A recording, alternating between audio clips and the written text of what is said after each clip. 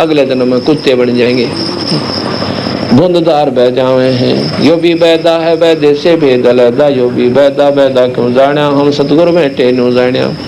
सन्यासी उदासी बाणा रुखड़िया कहलावे हैं, आत्म तत्व का मर्म ना जाने सुन में पौन चढ़ावे हैं। तो कई बंडाओगे लोगों को दान अपने सासा ने ऐसे रोक कर अभ्यास कर कर सुन में चढ़ा दो, वो सुन भी तक कितना ठिकाना होगा, सुनते रहना कितनी से असंख्य सुन है, फिर उनमें 7 महासुन है, और 7 महासुन की आखिरी 2 सुन के ऊपर महाराज का सतलोक से, एक सुन का जो स्थान से करोड़ों किलोमीटर का से, करोड़ों योजन का, अरबों योजन का, और उसमें योगी जन अपनी समाधि को चढ़ाते चढ़ाते चढ़ाते हार ले से, और न सोचे बस यह सजो कुछ आगे सहे कुछ कोई ना। सुन का मतलब वहाँ कुछ भी कोई ना, कुछ भी चीज दिखाई ना दे उसको सुन कहते हैं। उसमें प्रकाश होता है, बहुत तेज प्रकाश है, पर प्रकाश प्रकाश मंत्र है। 0 का बल्लभ भी प्रकाश होता है, और 60 और 100 का भी, और पूर्ण परमात्मा का प्रकाश सतपुरुष का ऐसा है जैसे दिन सूर्योदय हो जावे सारे प्रकाश फैल हो जाते हैं।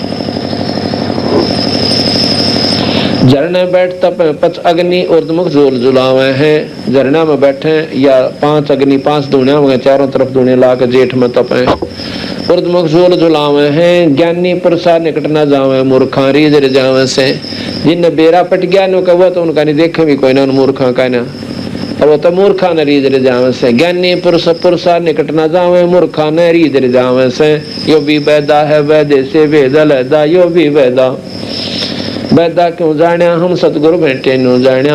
आसन करें कपाड़ी ताली, ऊपर तरण हलावे हैं, अजपा सेती मरहम नाही, शब्दम खाली जावे हैं। कई पाखंड कर रहे हैं सिरासन पे। सिरासन कैसे होता है, नीचे सिर ऊपर न पा, क्योंकि अजपा सेती मरहम कोई ना, वो सांस का सुमन अजपा जाप से, क्योंकि वो तो जपते कोई ना, सब दम खाली जावे हैं। सारे के सारे जो सांस है वो बिना नाम के जान लाग रहे से, और सांस की पूंजी दे रखी, और इसके सांस के द्वारा उस नाम का सुमन करके पूंजी पूरी करनी थी, बात करी कोई ना, और पाखंड में लगे रे अपना कर्म फोड़ लिया।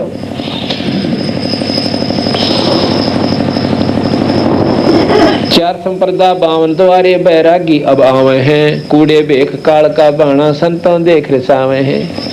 इनको साची कह दे तो काली मान जाते हैं, दुखी हो जाते हैं, और संतान देख के काली मानस है जो सतमार्ग बतावा उस दूना दुश्मनी पैदा कर लेते हैं। कोथलिया में हाथ दसोरे माला गुप्त फिरावे से, मन मक्के का फेर न जाना, सब दर साहेब दर नहीं जावे से। कहते हैं के करे हुए कोथली रहेंगे इतनी लंबी, और माला उसमें नो के 1008 मणिया की ले रहा, सोर न्यो मंडे रहेंगे, नाम नूम ना जपते हो गेल्या बस न्यो करे अगला। महाराज कह जब माला इस ऐसी माला के जाप को कहते हैं कि माला फेरे हरी मिले तो मैं फेर दो सतीर, एक सतीर ने उथल जाऊंगा जहाँ उसमें भगवान पानता, और जब माला काट की है और उस काट की माला के फेरने से परमात्मा प्राप्ति होती है, तो एक बार सतीर ने उथल दे पहले बेड़ा पार हो गया। तो बाबा महाराज कहे गलत साधना करते हो, इनको छोड़ के किसी संत के पास जाओ और उससे सतमार्ग पूछ लो, बेड़ा पार करवाओ।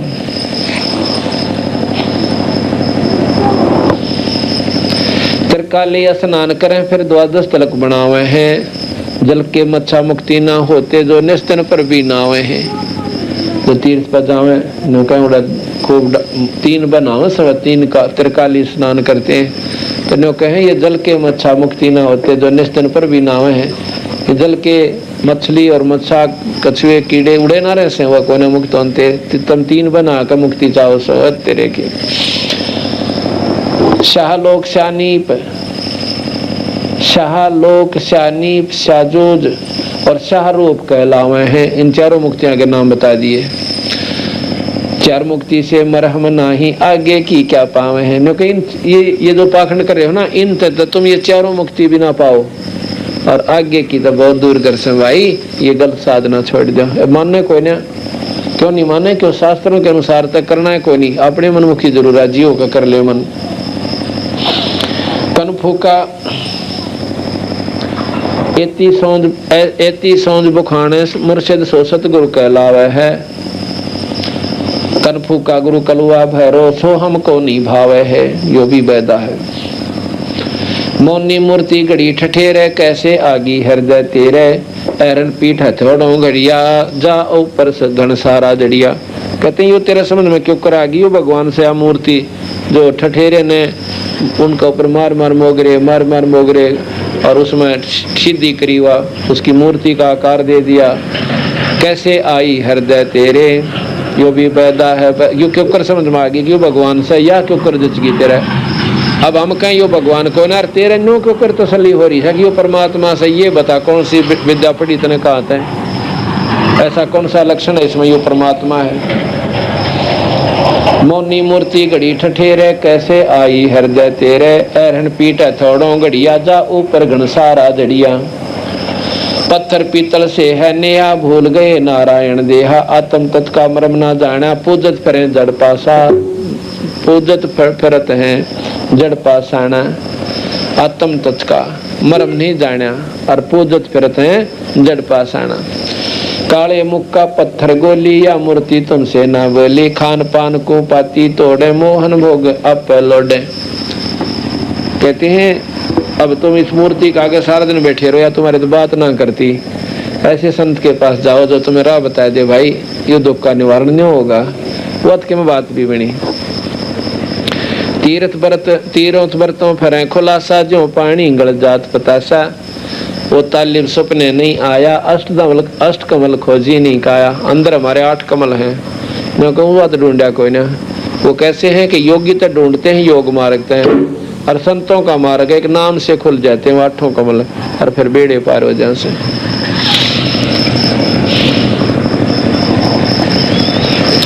कार्तिक माह महात्म नावे गया पर आगो पिंड भरवावे, रसना राम रट्याना कोई अगले पछली सारी खोई। ओहे नहीं कर रसना जीव तो भगवान बजा कोई ना, कोई पिंड भरवान में राजी हो रहा है हर को कीता जा से। रसना राम रट्याना कोई अगली पछली सारी खोई, यो भी वैदा है वैदे से वेद लैदा, यो भी वैदा वैदा क्यों जाना हम सतगुरु बैठे नो जाना।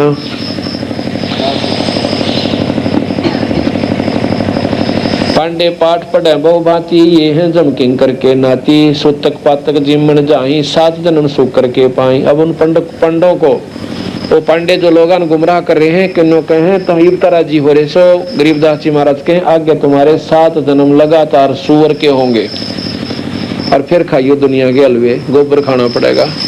यानी परमात्मा भजा नहीं जानता, दुनिया को गुमराह करने पर अपना गड़गत्ता में रखा से रास्ता ठीक हो ना, राह बदल लो, अपना मुक्ति करो करवाओ, परमात्मा पाओ।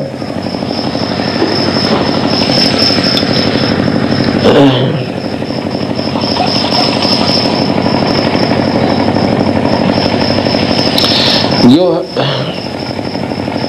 रगे शाम अथर्वण भाके लादम बैल टट्टू हाके, खरकी जोन दरोगी देही भूल गए हो सब स्नेही।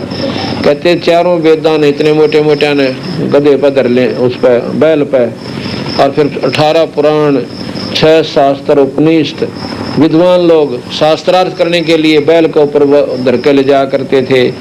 तो उनके बारे में कहते हैं रग यजु शाम, ये 4 वेदों के नाम है, ऋग्वेद, सामवेद, यजुर्वेद और अथर्वण वेद, अथर्ववेद। रग युग शाम अथर्वण बाखे, बाखे माने वर्णन करें, उनके बारे में जानकारी दें। रग युग शाम अथर्वण बाखे लादे बैल टट्टू हाकें, खर की जून दरोगे देही भूल गए हो सब से नहीं, के गधे बनोगे तुम उस नाम न भूल गए, नाम के बिना मुक्ति कोई ना।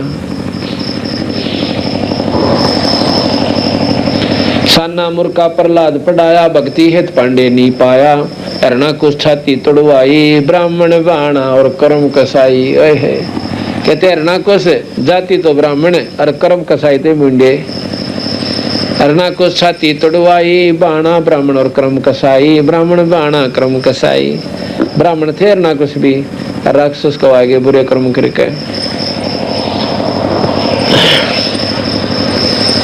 रावण ब्राह्मण बहुत तप कीना, महादेव की दीक्षा लीना। और ब्राह्मण कहे विद्वान को, और रावण भी बहुत विद्वान था और घने विद्वान घड़ी मार खा गए। नो क्या करना, तिरनिया डूबिया करे, वो काम हो गया। रावण ब्राह्मण बहुत तप कीन्या, महादेव की दीक्षा लीन्या, रामचंद्र की सीता हरिया, 10 मस्तक मुंदे मुंह पड़िया। वो कुकर्म जा किया, सीता जी ठाली और आखिर में बक्कल उतरिया। बिना सतमार्ग के किसी संत सतमते के संत बिना जीव छुटकारा कोई ना। बरगुलता भगवान कमारी, जुगन जुगन यो भय भिखारी। भगवान लता भगवान ने कै लात मारी बरगु ऋषि ने, इसलिए कहते हैं उसके कारण वो आप है अहंकारी जीव हो गए, सतमार्ग ने कम पकड़े से। विश्वामित्र सुन विस्तारा, 100 पुत्र वशिष्ठ के मारा, राज ऋषि से बहुत रिसाई, ब्रह्म ऋषि से रीझ जाई।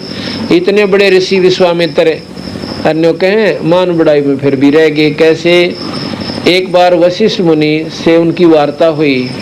वशिष्ठ मुनि जी उनको राज ऋषि कहा करते, ब्रह्म ऋषि नहीं कहते थे विश्वामित्र को, क्योंकि उनमें क्रोध गणा था।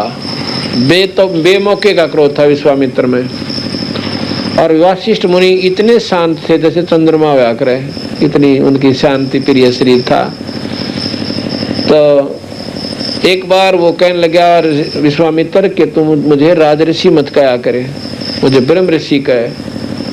वशिष्ठ जी कहने लगे स्वामी जी, जिस दिन आप ब्रह्म ऋषि हो जाओगे उस दिन ब्रह्म ऋषि कह दूंगा, अभी आप राज ऋषि सो ब्रह्म ऋषि को ना, क्योंकि राज ऋषि वो जो मान का भूखा उसे और दुनिया में 14 चावस है। इस दुख में आकर विश्वामित्र ने कहते हैं ना, विश्वामित्र ने वशिष्ठ जी के 100 बेटे मार दिए, इन्हों काट दी नाड़ उनकी। अरे इनको ऋषि का मैं बता चाड़ा पाट रहे, इनको संत क्यों कर कहे। विश्वामित्र जैसे महाज्ञानी ने और अपने मान बढ़ाई वश उस वशिष्ठ मुनि के 100 बेटे काट दिए। एक दिन क्या हुआ, एक बार वशिष्ठ मुनि जी अपने स्टूडेंटों को, विद्यार्थियों को, अपने शिष्यों को पढ़ा रहे थे। चांद का चांदना था, पूर्णमासी का दिन था और एक वृक्ष के नीचे बैठे थे।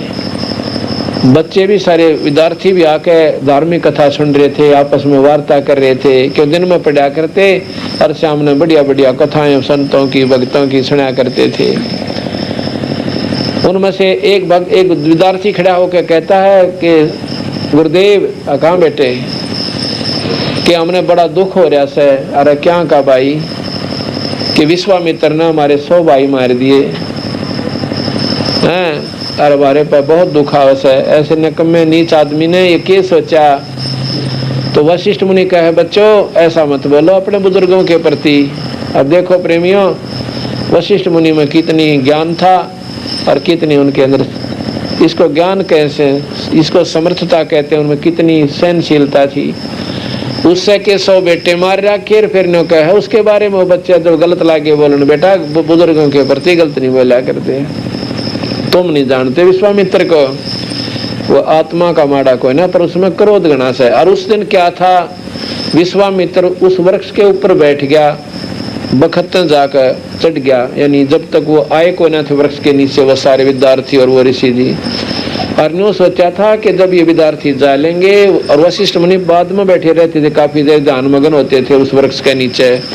तलवार लेकर गया था कि आज विश्वामित्र की इसकी वशिष्ठ मुनि की नाड़ काट खाऊंगा, इसने बहुत तंग कर लिया, मैं मेरे को राज ऋषि का वैसे और ब्रह्म ऋषि ना कहता। तो उस बात को और ऊपर विश्वामित्र सुनने लग रहे इन बातों को। जब वशिष्ठ मुनि ने कहा कि नो ना को बेटा अपने बुजुर्गों के प्रति गलत ना बोला करते, और विश्वामित्र जैसा महान आत्मा को ना, उसका इतना सुंदर चेहरा, इतना सुंदर शरीर और बहुत ही योगी पुरुष है, पर भाई उसमें थोड़ा सा गुस्सा रह रहा है।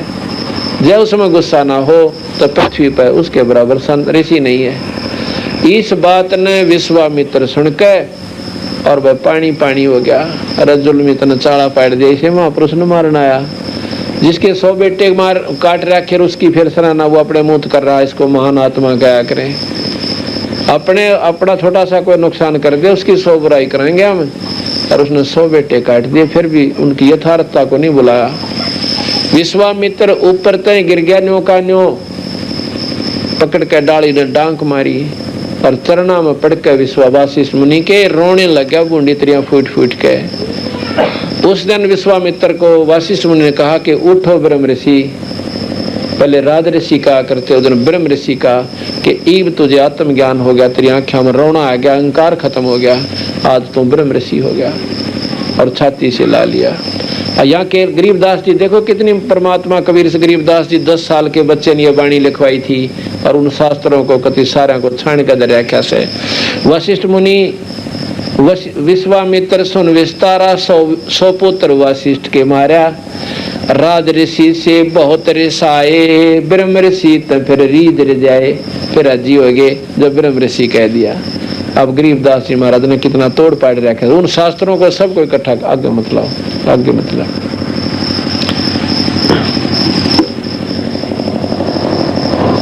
राज ऋषि से बहुत रिसाए, ब्रह्म ऋषि से रीद जाए।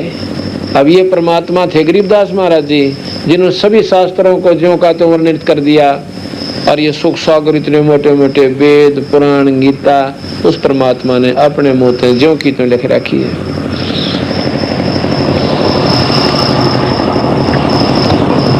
हाथ सुमरनी पेट कतरनी, गल में माड़ा तिलक ने सरनी, विष के लड्डू भगत कहावे, दगड़ा बैठे फांसी लावे। राम बैठ के नौका फांसी लावे, बोली बड़े जीवन उड़ जाके और अपने नरक में ले जाते हैं। जूनी जीव उद्यान खसोटे, आत्म घोटे गल आत्मघात करें गल घोटे, जीव की दया दर्द नहीं आवे, ब्राह्मण हो के कर चलावे। पोखर पीवत गऊ खदावे, हलकारे हो गांव फुकवावे। कई देखिए नो कहे फलाने का छोरे ना हुआ करते, उसकी औरत बोकाए दी, नो बोले गौवा के बाड़े में आग ला दे और छोर में आग ला दे, वह बड़ी बूझ जाकर आग ला दे। और ऐसे कुकर्म करके अगर को लोरा हो भी गया, लड़का हो भी गया तो उसका बक्कल तारेगा, फिर अगर उसकी गेट भी दाबेगा। तो नीच ऐसे नीच कर्म से नीच ही व्यक्ति पैदा होते हैं, जीवात्मा आती है। कहते हैं ऐसे ऐसे नीच आत्मा है कि उनको बको बड़ो बढ़ा के बका बकू के और उनका क्या के कुकर्म करवा देते, गांव के गांव जलवा देते हैं, फुकवा देते हैं।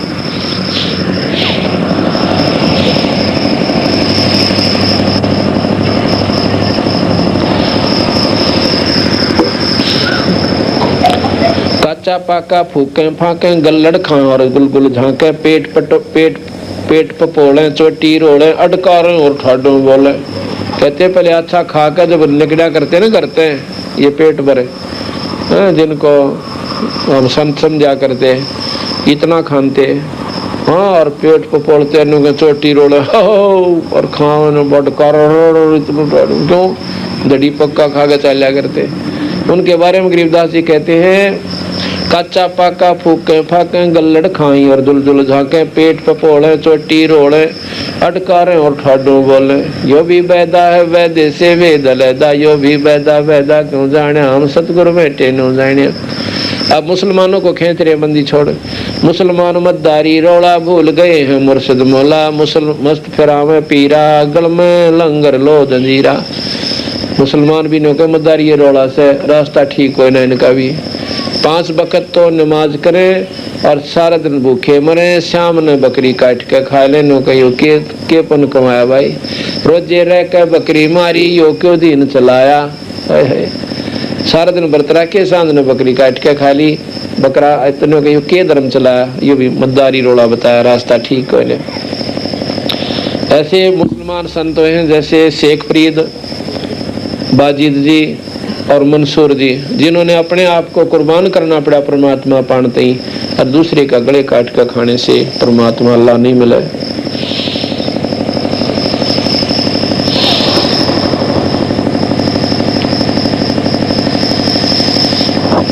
ऊंचे आसन कान फिरावे, बिल्लौरी मुद्रा पैरावे, सिल्ली सिंगी भगवा बेखा, जिनको गिरही कहें आदेशा। ऊंचे आसन पर बैठ के और इतनी मोटी मोटी मुद्रा पढ़ेंगे, नो कति इम्पोर्टेड है, और नो कहो फिर सिल्ली सिंगी, और सिल्ली एक सिंगी, ये नरे नरे उनके हथियार से छोटे छोटे, उनको एक पहचान हो सही फलाने पंथ के महात्मा से।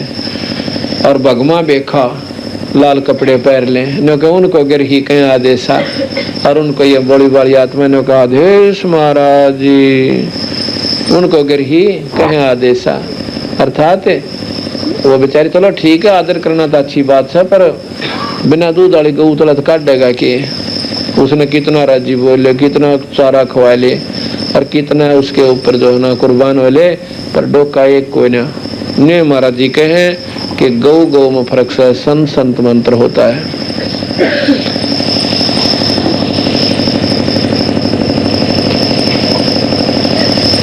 हिंदू और हरि बरहा धरे अवतारा जिनको भक्षण करें गवारा, वो तो भगवान विष्णु के तुम उपासक और सूर न खान लाग रहे, तो भगवान ने सूर का रूप दिया था, तुमने भगवान खा लिया, न सोच लो। यह मतलब कहने का ये है सतगुरु महाराज का कि तुम पाप तो है मांस खाना, और सूर सबसे घटिया मांस, और उसने भी ना छोड़ते, जबकि सूर का रूप खुद भगवान विष्णु ने धारण किया था। अब मुसलमानों को लताड़ते फिर कहते हैं हक हक करते हैं, हक का 300 रोजे साबत रखा, सांझ पड़ी फिर मुर्गी मारी, उस दरगाह में होगी खवारी। सारा दिन तो रोजे रखे, हक हक करेंगे और शाम ने बकरी मार के खा ली। इस तरह की काजी खलक मुलक को देखा, देखो सब गट एक बाणा पेखो, गौ गौ बिना से आत्म खोरा, काजी मुल्ला गारत गोरा। तो गौ कटवावे आत्म खोर, कहते दोनों के दोनों काजी और मुल्ला नरक में जाएंगे, गारत गोर हो जाएंगे। मुसलमान ईमान नम कीजिए, पर द्वारे गल छुरी न दीजिए, भोजन छोड़ रुधिर क्यों खाई, दया बिना दरवेश कसाई। कहे मुसलमान ईमान नम कीजिए और दूसरे की गले पे छुरी ना दीजिए, भोजन छोड़ रुधिर क्यों खाई। भोजन खीर खांड लाडू जलेबी दही दूध मक्खन है, इतनो सेब संतरे इन छोड़ के और नुका रुधिर ये मांस क्यों खा, लहू न क्यों खा भाई। भोजन छोड़ रुधिर क्यों खाई, दया बिना दरवेश कसाई। बिना दया के दया के भगवान ये संत कसाई बराबर हो से, जिसमें दया नहीं वो गल काटे, और वो आत्मा महात्मा कोई ना, वो तो कसाई है। दया बिना दरवेश कसाई, यो भी बैदा है बैदे से भेद लैदा, यो भी बैदा बैदा क्यों जाना, हम सतगुरु बैठे यूं जाना। जैनी जोग भी जोगम साधा, भूल गए उस अगम अगाधा, बिना बंदगी झूठा रिश्का, वैसा पुत्र कहा वह किसका। अब जैनियों को कहें कि भाई वो सतमार्ग थारे तो भी कोई ना, अपना मुंह मूंद के और चल पड़े, परमात्मा को पाने का रास्ता वो नहीं है जो तुमने ज्ञान से, बहुत दूर की बातें हैं परमात्मा पाना। जैनी जीव दया बो बाणा, करता कर्म कहे अज्ञाना, जातत सेती एता होई, परमानंद लख्याना कोई। जैनी जीव दया नहीं बहु बाणा, अब मुंह पर पट्टी नो रखे हैं कि को जीव मुंह में भी सांस द्वारा ना चला जा, नंगे पैरा चलेंगे, हाथ में एक बाणों वाला जैसे चौर ले लेंगे और चौर ने न्यू करते चलेंगे, कई जगह बैठेंगे जब ऐसे झाड़ जुड़ के बैठेंगे। जैनी जन्म जैनी जोग जैनी जीव दया बहुबाना, और करता कर्म करे कहें अज्ञाना, और कर्म से ही कहते हैं प्रधानता दे रहे हैं। और जातत सेती ऐसा होई, परमानंद लख्याना कोई। उस परमानंद का अपना बेरा कोई ना, सतमार्ग का अपना ज्ञान नहीं है।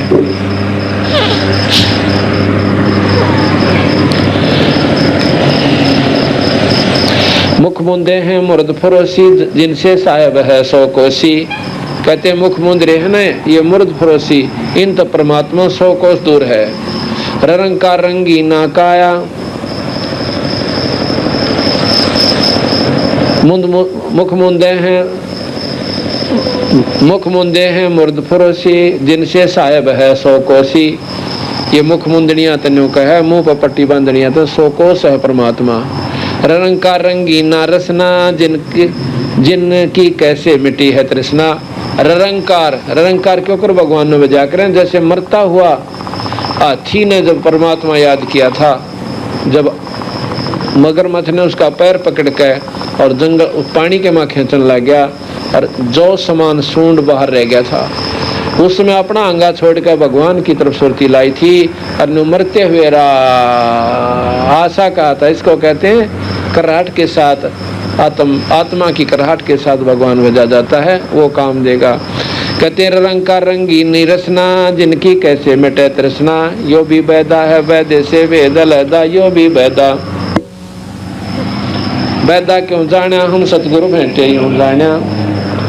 इस प्रकार सतगुरु महाराज ने धर्मदास को ये बताया, भाई ये रास्ता ठीक हो ना। तो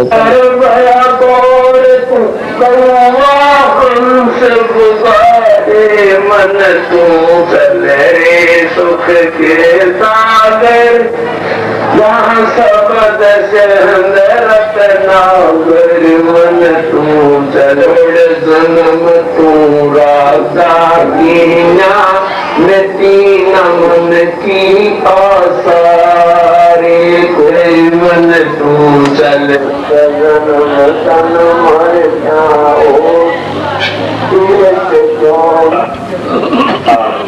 श्रवण करेंगे संत रामपाल दास जी महाराज जी की वाणी, मधुर वाणी में शब्दों का आनंद लीजिए। आइए आनंद लीजिए।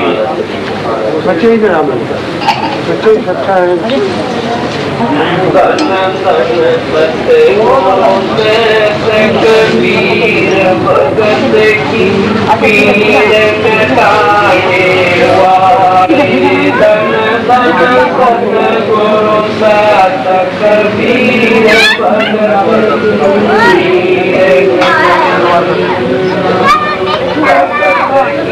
पीर मिटाने वाले, भगत की पीर मिटाने वाले, गुरु सात कबीर। भगत की पीर मिटाने वाले, धन सतगुरु सात कबीर।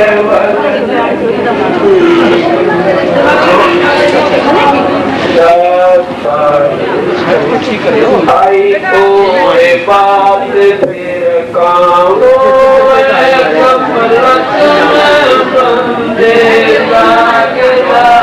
नमस्कार गुरु के नहीं, सुर नर मुनि जन साधवा, समतों सर्वस दीन।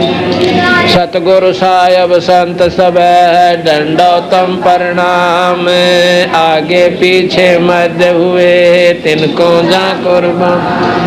निराकार निर्विषम काल जाल भंजनम, निर्लेपम निज नीर गुणम, अकल अनुव्य सुन।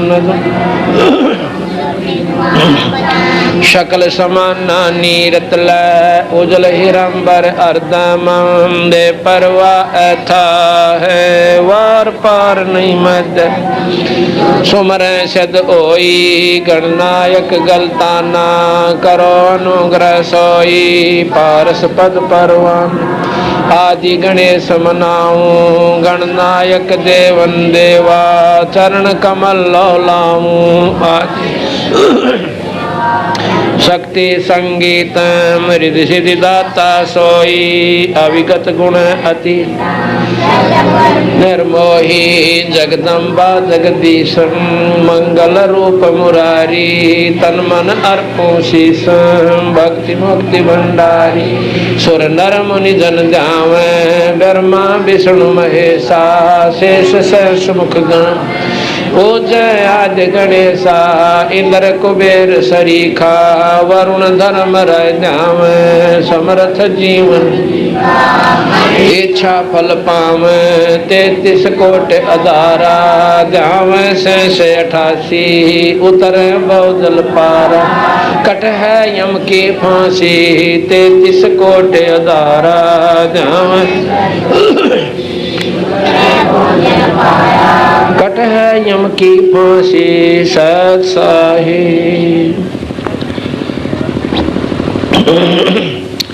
जैसा कि आप कल के रात्रि के सत्संग में सुन रहे थे कि धर्मदास जी जो कि राम और कृष्ण भगवान विष्णु शिव के बहुत ही तगड़े उपासक थे,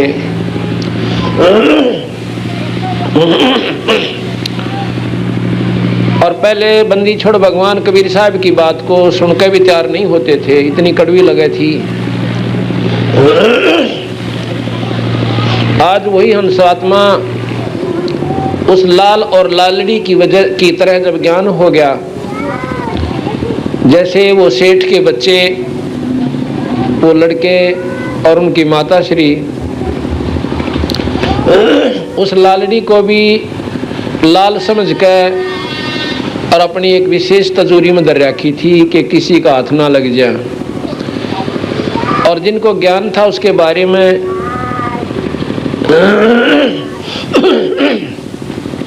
जब उन बच्चों को लाल और लालड़ी के अंतर का ज्ञान हुआ, उस दिन उन्होंने, उन बच्चों ने ही खुद अपने माँ के उन झूठे लालों को यानी लालड़ी को, जिसको माता जो है लाल समझ के अपने पास रखी हुई थी, बाहर भगा दिए उठा के। बताया कि ये लाल नहीं है माता जी। तो इसी प्रकार जो हम छोटी साधना कर रहे हैं, ब्रह्मा विष्णु महेश से नीचे की जितनी साधना है माता और निरंजन से, वो तो जमा ओछी साधना बताई है। उनकी तो गीता जी में भगवान कृष्ण जी ने भी यानी ज्योत निरंजन ने भी खुद अपनी वाणी में कहा है कि वो साधना कति गलत से। और उनसे ऊपर जो ब्रह्मा विष्णु महेश ज्योत निरंजन आदि माया तक की साधना है, उनके बारे में कबीर साहब कहते हैं कि प्रथम तो धर्मदास तुमने राह का बेरा कोई ना, मार्ग नहीं ज्ञान आपको। तीर्थ व्रत करने से आपको कुछ भी हासिल नहीं होगा, और ना ही गीता जी के ज्ञान पाठ करते हैं, और ना ही पत्थर की मूर्ति की पूजा से। अगर ब्रह्मा विष्णु महेश की भी आप साधना करने चाहते हो, ध्रुव प्रहलाद की तरियां करो। क्योंकि प्रहलाद जी ने कब मंदिर में गए और कब आई वो व्रत रक्षा, एक नाम ही जपया करते थे। इसी प्रकार ध्रुव जी एक नाम का आसरा लेकर भगवान श्री नारद जी तय और नाम का जाप किया, उनकी मुक्ति होगी। और यही हम कहना चाहते हैं कि तुम्हारी ये सारी साधना गलत है, सीधी 84 में जाने की है। यदि आपने इस 21 ब्रह्मांड में भी थोड़ा बहुत राहत चाहिए तो नाम का आसरा ही आपको काम देगा। जैसे रामायण के अंदर तुलसीदास जी प्रमाण देते हैं कि कलयुग केवल नाम आधारा और सुमर सुमर नर उतरो पारा। जब हम रामायण को इतना अच्छा शास्त्र मानते हैं आप जन, और उसके बावजूद नाम न भूल गए और अच्छी साधना कर रहे, ये किसने बता दी? ये गलत लोगों ने आपको गलत रास्ता बता दिया। कबीर साहब भी कहते हैं कलयुग में जीवन थोड़ा है, भाई कर लो बेग संभार, योग साधना ना बन सके केवल नाम आधार। योग साधना नहीं बनेगी क्योंकि जन्म थोड़ा जीवन थोड़ा। पहले कहते हैं सतयुग में लाख वर्ष की आयु होती थी इस मानव शरीर की, स्त्री या पुरुष की। तो उस समय लोग योगी जन योग साधना करके, क्योंकि वातावरण ठीक था, इतनी वातावरण में दूषिता नहीं थी, मलिन विचार लोगों के नहीं थे, इसलिए वो मलिनता भी नहीं थी। क्योंकि ज्यादा से हमारी वातावरण में जो घूम रहे हैं तुच्छ विचार, वो भी हमें परेशान कर देते हैं। तो उस समय सतयुग में लोग साधना करते थे, क्या कि योगी ज्यादा हो गए। और योग साधना से क्या होता है, जब ये योगी जन समाधि की कोशिश करते हैं, समाधि लगाते हैं, तो समाधि वैसे नहीं लगती। अंदर कोई ऐसे चमत्कार, ऐसे दृश्य, कहीं प्रकाश, कहीं अंधेरा, कहीं गुफा, कहीं पहाड़, कहीं पर झरने बह रहे हैं, इनसे ऊपर जब चली जाती है सूरत, उसके बाद जो है एक बहुत लंबा चौड़ा अंधेरा आता है, उसको भी शून्य कहते हैं। उस अंधकार को पार करके फिर एक प्रकाश दिखाई देता है। उसमें जब ये प्रवेश कर जाता है, ऊपर बहुत गजब के ऐसे जैसे आतिशबाजियां होती हैं दिवाली के ऊपर, इस प्रकार का बहुत रमणीक स्थान दृश्य उनको नजर आता है। उनको देख देख कर उनको बाहर की सुध भी कोई ना रहती और काफी वर्षों तक वो बैठ सकते हैं। यदि ऊपर कुछ दिखाई ना दे तो योगी जन 5 मिनट भी नहीं बैठ सकते योग आसन पे। तो यही बताया सतगुरु महाराज ने कि बाहर के दृश्य ना देखकर अंदर के दृश्य देखते रहते हुए वो योगी जन अपने मानव शरीर को बर्बाद करके चले जाते हैं एक नाम के सुमरण बिना, क्योंकि नाम जप नहीं पाते। जब ऊपर तमाशा देख रहे होते हैं वो मान लेते हैं कि हमने बहुत बढ़िया चीज उपलब्ध होगी, और उससे भी जो पार कर जाते हैं वहां पर एक सुन स्थान आ जाता है। सुन का तात्पर्य है जिसमें कुछ भी दिखाई ना दे, केवल इतना प्रकाश होता है, और उस प्रकाश का उन्होंने पहले ज्ञान होता है कि भगवान का असली स्वरूप प्रकाश है। उस सुन में जो प्रकाश आता है, सुन कहते हैं वो स्थान जिसमें कुछ भी चीज ना दिखे, केवल एक रोशनी दिखाई दे। तो उस सुन में जाकर के ये सोच लेते हैं कि हमने पूरी उपलब्धि होगी ईश्वरीय, जो हम वर्णन करते हैं ना, ज्योति निरंजन प्रकाश में परमात्मा, वो कहते हैं कि वो हमने दिख गया, और दिख गया तो हमारा जीवन सफल हो गया, इब मुक्ति हो जाएगी। कबीर साहब कहते हैं ये तो काल का छल है भाई, वो ज्योत निरंजन की भी ज्योति को ना, ज्योत निरंजन की ज्योति 1000 दिखाई देंगी, गिन के देख लेना, और उनकी जो लौस है वह बहुत सफेद है, और बहुत सुंदर ढंग से उनकी ऐसे लपट निकल रही हैं जैसे दीपक जलाया करें, लेकिन उनकी प्रकाश बहुत ज्यादा है। उनका न्यारा न्यारा 1000 अस्तित्व है। उनका कुल मिलाकर रोशनी जो उनसे दूर बन जाती है वो प्रकाश एक समूह दिखाई देता है। जब नजदीक जाते हैं वह सूरत तो वो न्यारी न्यारी दिखाई देती है। जैसे यहाँ पर आप 20 बल्ब जगा दो साथ साथ, दूर से ऐसे लगेगा जैसे एक जग रहा है, और प्रकाश बहुत गुना से। नजदीक आते जाओगे आपको पता चलेगा कि ये तो ज्यादा है। ठीक इसी प्रकार ऊपर ज्योत निरंजन का जो लोक्स है उसका सबसे निचले सिरे में, निचले हिस्से में, जैसे पृथ्वी का एक साइड में, और वो 1000 इतनी गजब की लौ चस रही है, और उनकी रोशनी बहुत दूर तक है। दूर से ऐसे लगे ये केवल प्रकाश है और कुछ को ना। जब ये सूरत वहां पहुंच जाती है हमारी, तो वहां पर वो न्यारी न्यारी 1000 ज्योतियां उसकी नजर आती हैं। उनका प्रतिबिंब, उनका रिफ्लेक्शन हमारे शरीर के अंदर है, जिसको सहस्रार कमल कहते हैं। सहस्रार कमल है 1000 पंखड़ियों वाला कमल, और हर एक कमल की पंखड़ी पे एक ज्योति का नो की नो रोशनी उनके ऊपर भी है। तो योगी जन जो योग साधना करते हुए शरीर में प्रवेश करते हैं, इन नीचे के कमलों को खोलते हुए, और वो आखिरी उपलब्धि ज्योत निरंजन के सहस्रार कमल तक पहुंचते हैं। और यहीं पर योग वशिष्ठ में सहस्रार कमल से ऊपर कोई जानकारी नहीं है। इससे पता चला कि गरीबदास महाराज पूर्ण योगी और पूर्ण परमात्मा थे। उन्होंने सहस्रार कमल से आगे फिर बताया कि आगे तो बहुत घने कमल से जो तुमने बेरा भी कोई ना, ये ज्यों के त्यों बता दिए। कदे नो सोचा कोई, वो तो एक अनपढ़ आदमी थे, जमींदार से थे, उन्हें क्या बेरा होगा योग साधना का। तो हमारा विश्वास कौन बनाओ इन बातों का। अगर बंदी थोड़ी शरीर में खोल कर ना धरते इस ग्रंथ साहब में, हाँ मैनू सोचा हो सकता है उन्हें ना ज्ञान हो, वैसे तो के मार दिए ऊपर के।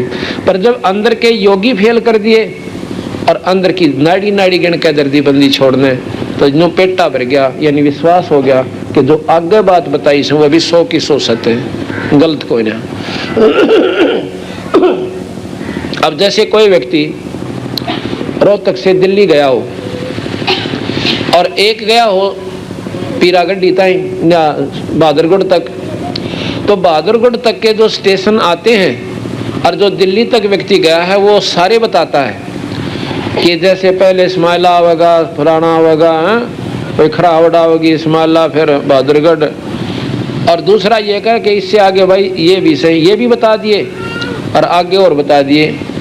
तो उसकी बातों को स्वीकार करना पड़ेगा कि भाई जब ये सच्ची बताने लग रहा शायद आगे की भी सच पाऊंगी।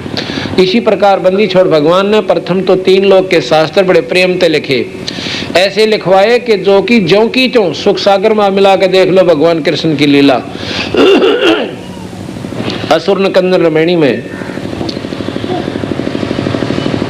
आप पढ़ते हो, वो 5-7 लाइन लिखी बंदी छोड़ने और पूरा सुख सागर उसके अंदर भर दिया। उन कथाओं ने न्यारा न्यारा वर्णन करके बतावे तो बहुत लंबा विस्तार हो जाए। उन्होंने ये बता दिया कि भाई हमने इन बातों का सारा ज्ञान है, और आगे की ओर बताते हैं कि इनसे ऊपर एक और ईश्वर है जिसके बिना जीव गुजारा कोई ना। तो इस प्रकार जब ये सुन स्थान पर पहुंच जाती हैं ये आत्माएं, इनकी सूरत, उनको सत्य मान लिया कि अब हमने पूर्ण ज्ञान हो गया और पूर्ण उपलब्धि होगी। महाराज जी कहते हैं अभी तो कुछ भी ना हुआ तुम्हें। तो इस प्रकार कबीर साहब ने बताया है कि हम आपको उस पूर्ण परमात्मा सतपुरुष के बारे में जानकारी देते हैं। तो धर्मदास जी पहले तो कति ना मान्य था, और फिर ने कहा महाराज बिल्कुल सत्य बात है, अब तो ये साधना करने को दिल भी कोई ना करता, इससे अच्छा तो नो के नो मर जाओ बढ़िया। जब हमने कुछ लाभ ही नहीं होना, चलो मान लिया बड़ी बात, हम स्वर्ग में चले गए, बहुत बड़ी बात पर बनाते हैं यहाँ पर। आखिरी लास्ट उपलब्धि, आखिरी उपलब्धि, लास्ट अचीवमेंट यानी स्वर्ग है, और स्वर्ग में चले गए, अपने पुण्य खा कर वापस आ गए। तो गरीबदास महाराज के स्वर्ग हमने भी देखा पर अपना मन को नहीं लग गया, यानी अपना वहां पर दिल को नहीं लग गया कि ये तो फिर उल्टे जाएंगे खा के अपनी कमाई ने, और फिर कुत्ते की जुनी पाएंगे, अपने बस का कोई नहीं स्वर्ग में, हम तो स्वर्ग तो ऊपर जाएंगे। तो स्वर्ग से ऊपर वो के स्थान से, उसके बारे में आपको जानकारी देंगे।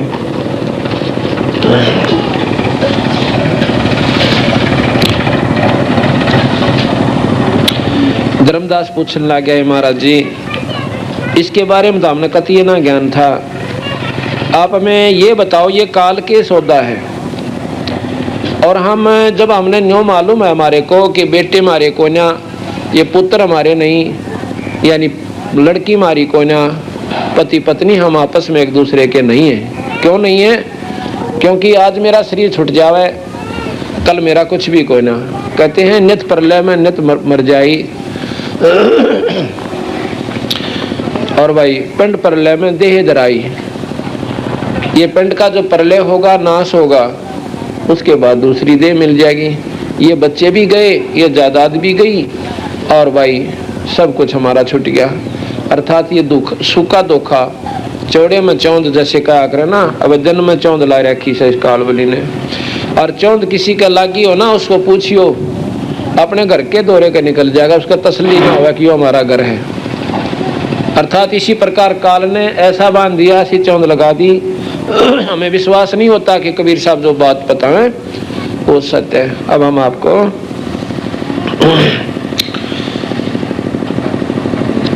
सृष्टि रचना बताएंगे।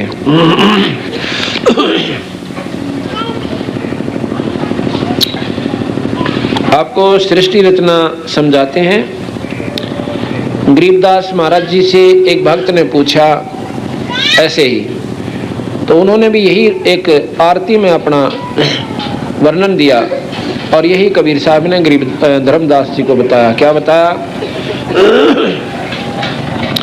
अदली आरती अदल पठाऊं, योगन योगन काले खा ल्याऊं, जा दिन ना थे पिंड नहीं प्राणा, नहीं पानी पवन जमी असमाना, कच्छ मच्छ कूरम ना काया, चंद सूर ना दीप बनाया, शेष महेश गणेश न ब्रह्मा, नारद सारद ना विश्वकर्मा, सिद्ध 84 ना 33 नौ अवतार नहीं 24 पांच तत्व नाही गुण तीना, नाद बिंद नाही घट सीना, चित्रगुप्त ना कृत्रिम बाजी, धर्म राय ना पंडित काजी, दोनों कार अनंत युग बीते, जा दिन कागज को किन चीते, जा दिन थे हम तख्त खवासा, तन के पाजी सेवक दासा, संख्य युगन पर लो परवाना, सत्य पुरुष के संग रहाना, दास गरीब कबीर का चेहरा, सत्य लोक अमरापुर डेरा,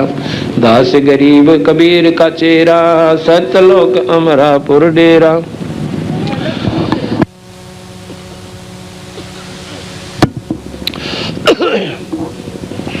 अब गरीबदास जी ने बताया कि भाई पहले कुछ भी कोई ना था, ना ये ब्रह्मा थे, ना विष्णु, ना शिव, ना पृथ्वी, ना 5 तत्व, ना 3 गुण। 3 गुण तीनों देवताओं के प्रतीक हैं। तीनों गुण ब्रह्मा विष्णु महेश के प्रतीक हैं। रजगुण ब्रह्मा और सतगुण विष्णु और तमोगुण है शंकर भगवान। थोड़ा तेज करो भैया, थोड़ा ज्यादा गूंज भी ना बने। तो महाराज बता रहे हैं कि पहला कुछ भी कोई ना था भाई। न ये तारे थे, ना सूरज थी, ना चांद था, और ना ही 84 शब्द, ये कुछ भी कौन था। तो उसमें के था। तो उनसे पूछा कि महाराज जी जब यहाँ कुछ भी नहीं था तो आप कहाँ थे? उन्होंने बताया कि हम सतलोक में रहते थे और जहाँ पर हमारे भगवान कबीर साहब रहते हैं। दास गरीब कबीर का चेरा, चेरा कहते हैं शिष्य को, चेला। दास गरीब कबीर का चेरा, भाई सतलोक हमारा अमरापुर डेरा। अमरपुर, पुर कहते हैं नगर को, हमारा वो सतलग नगर है, सतलोक है, वो स्थान है जहाँ पर अपना डेरा है। वो सतलोक कभी नष्ट नहीं होता, इसलिए उसको अमरलोक कहते हैं, अमरलोक भी कहते हैं। इस पर बताया कि पहले भाई कुछ भी नहीं था। धर्मदास केवल ये देखो, कई बार ऐसा होता है यहाँ पर, अगर कबीर साहब बार बार कहते कि मैं खुद मालिक हूँ तो महसूस करता वो, क्योंकि धर्मदास ने तो यूँ सोच रखा था भगवान आकार में नहीं है और आया सतैव राम और कृष्ण और कोन्या। और दूसरी परिभाषा भगवान की मान रखी है कि उसका कुछ और ही आकार से और ही तरह का भगवान होगा जो हमने दिखेगा। अगर वो बार बार कहते कि मैं खुद सतपुरुष हूँ तो धर्मदास शायद और ज़्यादा कच्चेपन में विचार करता। लेकिन वहाँ पर उन्होंने कहा कि मैं तो भाई, कबीर साहब कहते हैं, उस सतपुरुष का नुमाइंदा हूँ। और उन्होंने मेरे को एक शब्द शक्ति दे कर भेजी है कि जाकर इस काल के भ्रम न मिटा आओ और उन भोली भाली आत्माओं को बता दो कि जिसने तुम भगवान मानते हो ये परमात्मा कोई ना। तो क्या बताया कि धर्मदास पहले सतपुरुष अकेला था, निराकार रूप में सतलोक में रहते थे। और सतलोक इतना लंबा चौड़ा है, असंख्य ब्रह्मांड उसके चारों तरफ न्यों लटक रहे हैं। जैसे आपने मधु के छत्ते देखे हो, एक पेड़ के चाहे 1000 छत्ते लग जाए पर पेड़ पर उनका कोई असर कोई नहीं। इस सतलोक ने इतना समझ लो कि ये ब्रह्मा विष्णु महेश ज्योत निरंजन और ये तीनों लोक, असंख्यों लोक ब्रह्मांड ऐसे चिपके हुए हैं। वहाँ तो चिपक रहे हैं टहनी के, और ये चिपका रखे ऐसे शक्ति तो है। कोई उसको गुरुत्वाकर्षण शक्ति कह ले, हम उसको परमात्मा की शक्ति मानते हैं। उन्होंने ऐसे खेल करके ये इतनी दूर दूर लटका रखे हैं। प्रानंदनी एक शक्ति है, जाके सृष्टि आधार है। तो उसमें वो एक सतलोक के अंदर कमल का फूल प्रकट किया। कमल के फूल के ऊपर खुद भगवान कबीर साहब कहते हैं कि सतपुरुष प्रकट हुए। सतपुरुष ने 17 शब्द उच्चारण किए। एक शब्द से सतलोक के अंदर सब दीप और खंड बना दिए, खेड़े सब बना दिए। जैसे यहाँ पर ये पृथ्वी लोक आदि हैं, ऐसे वहाँ पर भी न्यारे न्यारे बहुत बड़े बड़े द्वीप हैं। उन द्वीपों का जो वातावरण है वो इतना आनंदमय है, ना वहाँ राग है ना द्वेष है, और बहुत ही आनंद के साथ ये जीवात्मा जो वहाँ पहुँच गई बड़े ठाठ से रहते हैं। वहीं पर इनके परिवार भी हैं, सारी विधि है, जो कि तो हंस आत्मा वहाँ जा कर के रहती हैं। आत्मा का असली स्वरूप 16 सूर्य के प्रकाश के समान है।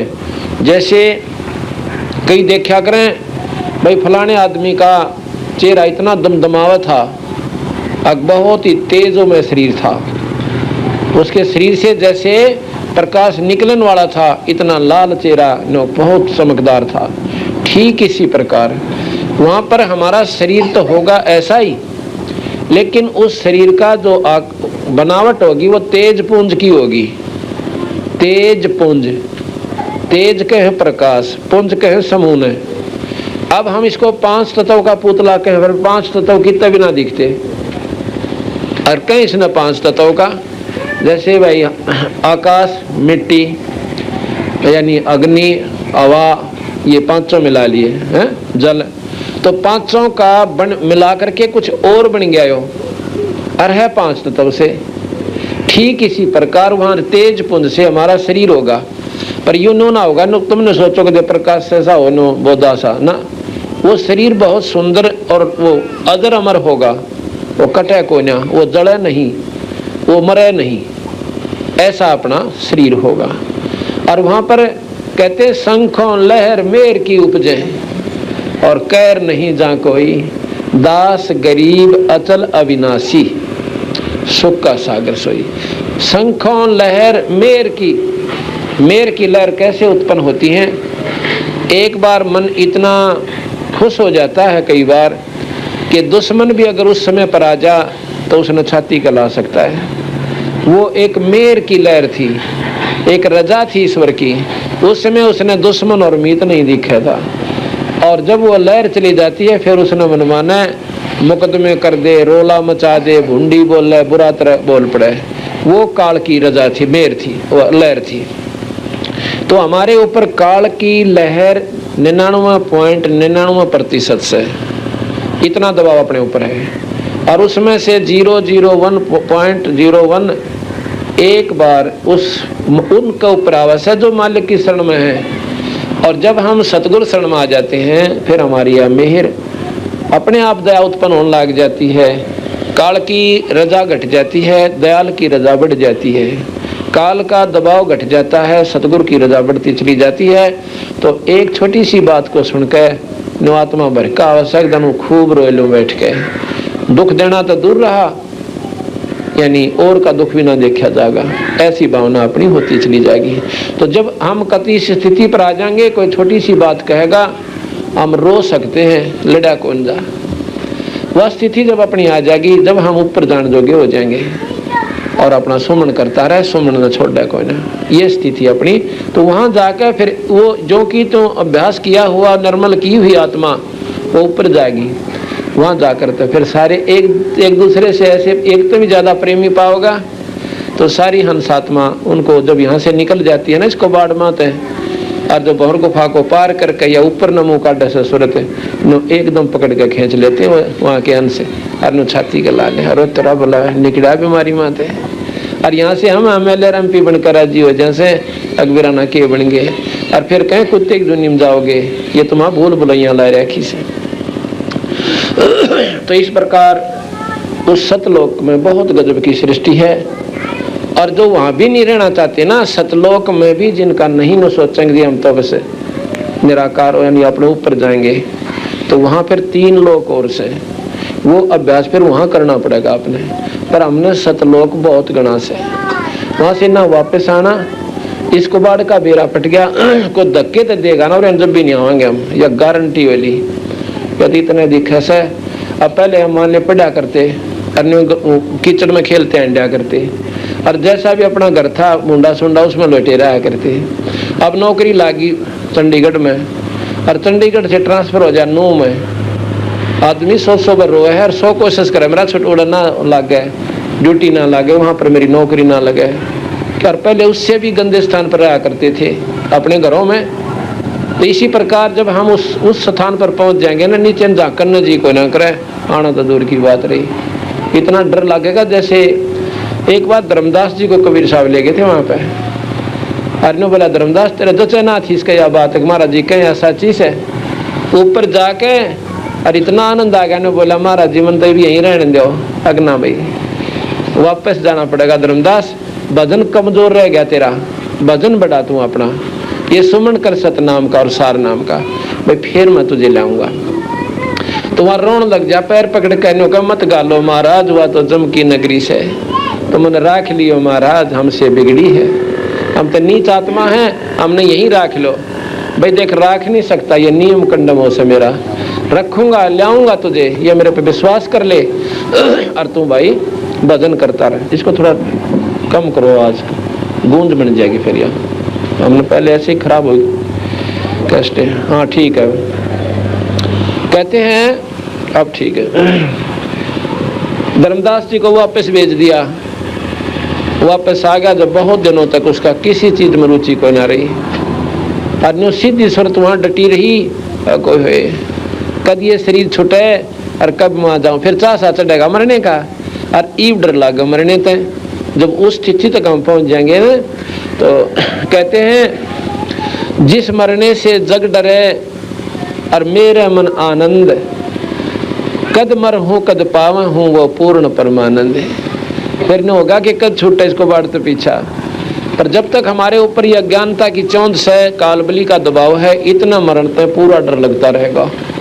और भजन करते रहो, इस डर में भजन ज्यादा बन जाएगा। दोनों काम, दोनों हाथ हम लाडू हैं, इस डर में भजन ज्यादा बनेगा और फिर अपनी मुक्ति हो जाएगी।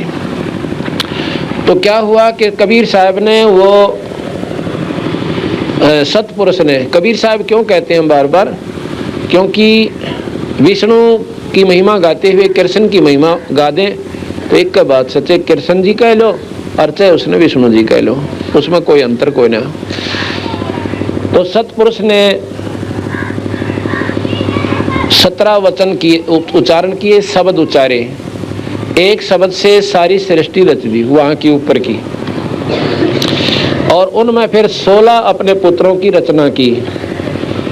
पहले शब्द से दीपलोक आदि सब रच दिए, दूसरे शब्द से कूर्म की उत्पत्ति हुई, और तीसरे शब्द से ज्ञानी, ये उनके पुत्र हैं, उनके नाम दे रहे हैं कूर्म, ज्ञानी, विवेक, और 5वां तेज, 6ठा सहज दास, 7वें संतोष दास, 8वें सुरत, 9वें आनंद, 10वें शब्द से अक्षमा, 11वें शब्द से निष्काम, 12वें शब्द से जलरंगी, और 13वें शब्द से अचिंत, 14वें शब्द से प्रेम, 15वें शब्द से दयाल, और 16वें शब्द से धैर्य, और 17वें शब्द से योग संतान।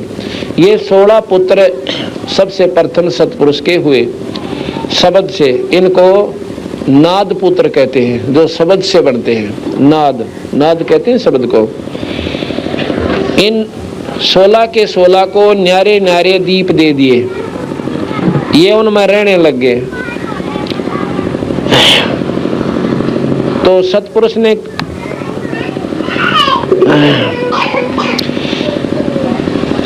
ने अचिंत से कहा कि आप सृष्टि रचो।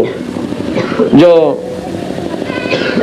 12वां लड़का है सतपुरुष का अचिंत, उससे कहा कि आप सतलोक की सृष्टि रचो। यहाँ पर और अपने जो जैसे मानसरोवर हैं, वहाँ पर सब प्रकार के फुहारे हैं, वहाँ पर बाग बगीचे हैं, वहाँ पर पहाड़ से सफ़ेदी।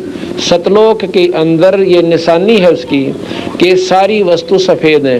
वहाँ पर पेड़ पौधे भी सफ़ेद हैं, उनके फल भी सफ़ेद हैं, और वहाँ की पृथ्वी सफ़ेद है, वहाँ के जीव भी सफ़ेद हैं। और इसकी नकल